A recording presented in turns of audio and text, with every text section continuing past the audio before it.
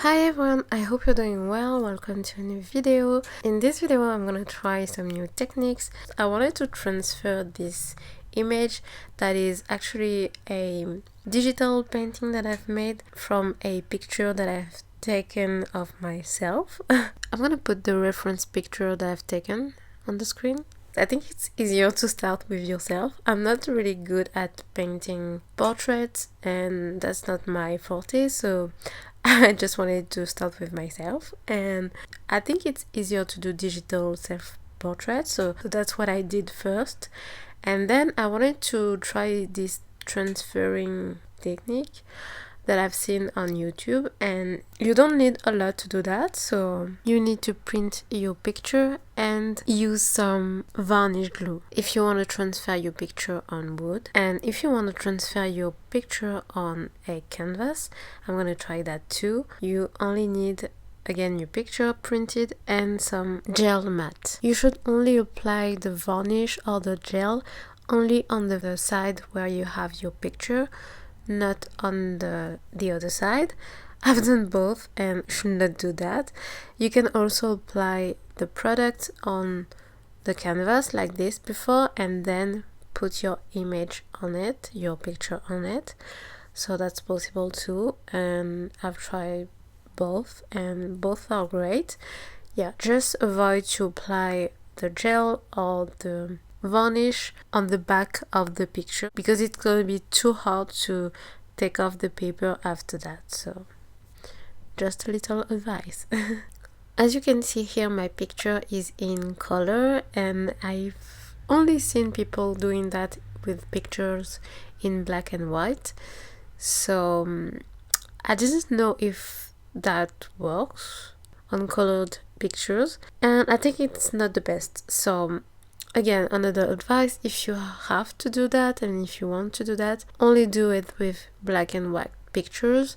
It's gonna be better, and you can still do it, but we're gonna see that the result is not as good and the colors are not transferring very nicely. I would say you need to wait that everything is completely dry, and then you're gonna use a towel or something like that soaked in water, and you're gonna rub that towel onto the paper. You can also use a sponge, whatever you want, that you can soak up in water, and you're gonna see that the paper is going to eventually take off and you're only gonna get the ink on the canvas. As I mentioned earlier, all the ink is not transferred very well, and as you can see, the colors are definitely not the same, but I think you can still see some details and see the pictures, even though, yeah, clearly the colors are not perfect. It's okay, it's fine, I think, and it's gonna be better if you do it in black and white. So as it's not very good and as it's kind of a fail, I've decided to paint over and use this almost as a sketch and do some self-portrait paintings. It's gonna be my very first time. I've never done some portrait painting before using paint, using gouache. That's what I'm using here. And I'm also gonna use some watercolor pencils a little bit later. And it's hard. I think it's really hard for me to do portrait because you need to be very careful about proportions, and every stroke needs to be at the right place. Yeah, you need to be very precise, I think, when you're doing portrait, if you want them to look like the person. So you're gonna see that they don't really look like me. I think they don't, but let me know what you think at the end of the video.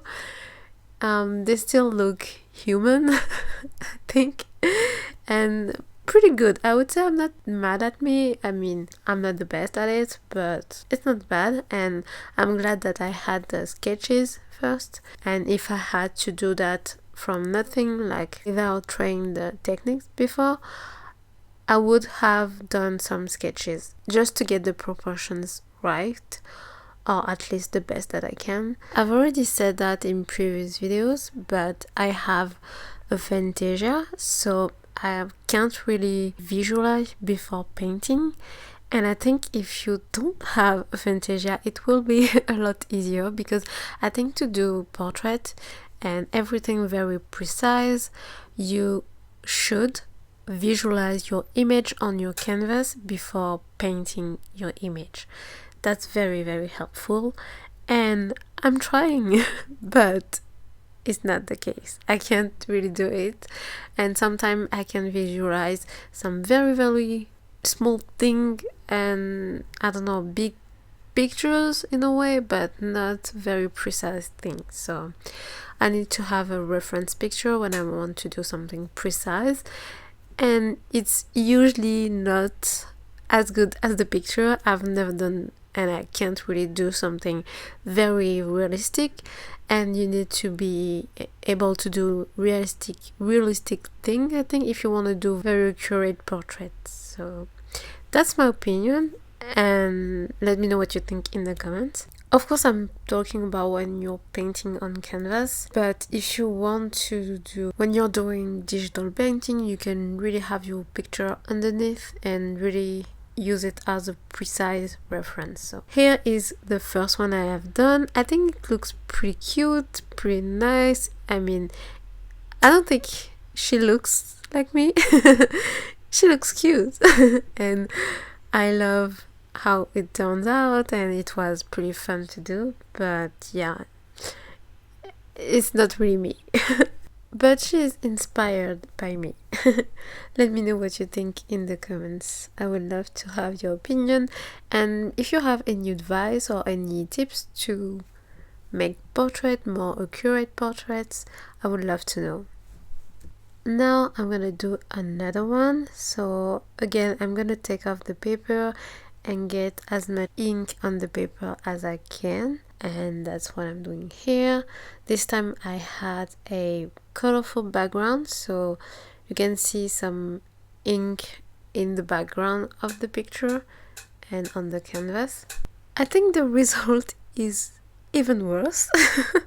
And I'm gonna do that on the wood one too. And as I used some varnish glue on the back of the picture, you can see that it's more difficult to take off the paper, but yeah, it's possible. But yeah, I wouldn't recommend to do what I've just done. And you can still see some paper on the background that I wasn't able to take off completely, but that's fine, I think. And when it's gonna be dry, it's gonna be a little bit different. I'm gonna paint them too, because the result is not really good, I think. I mean, if you like this style, you can leave them like this, but I think it would have been better if I did that in black and white, if I wanted to keep the result as it is and not paint over. So yeah, that's what I think. Let me know what you think. I'm gonna do something a little bit different this time. I'm gonna keep the background white, just very simple. I think I used some gesso for the background, if I remember it right. And then I've also used some gouache to do the painting, the face painting. And I also use my reference picture, my digital art, to do this painting. I think it's also easier to paint a portrait from a digital painting than from the original picture that I've taken of myself. So I don't know. I think it was a great step to first digitalize the picture and then paint it on canvas. Anyway, it was a great practice for me, because as I said, I'm not very good at portrait painting, and I could work on my visualization, which is not good, and also work on proportions and try to be precise. I love free painting, very freeing painting, so that's why I love landscape paintings, I love flower paintings, plant paintings, because you can actually paint whatever you want to paint, and every brush stroke doesn't need to be perfect and doesn't need to be at the exact right place. But I think sometimes it's nice to do this type of exercise, practice, and yeah, try to have fun even if it's difficult. I think this one on wood is my favorite. I think portrait on wood is really pretty. I think they look good, even though again I don't think she looks like me at all. But she looks good, she looks nice. I've also used some varnish glue again, just to get something a little bit more smooth on the background, because I still had some left on the side. I don't know, I wanted to get something a little bit more smooth, so I've used a little bit of varnish glue. Here you can see them whole, and I've also varnished them all with some gouache varnish, so I've also done that. Let me know what you think of all of them. Let me know which one is your favorite, and let me know if you like to do this type of practice. I would love to know. Thank you so much for watching. Please like, subscribe to keep watching my videos, and I hope to see you soon in my next one. Bye!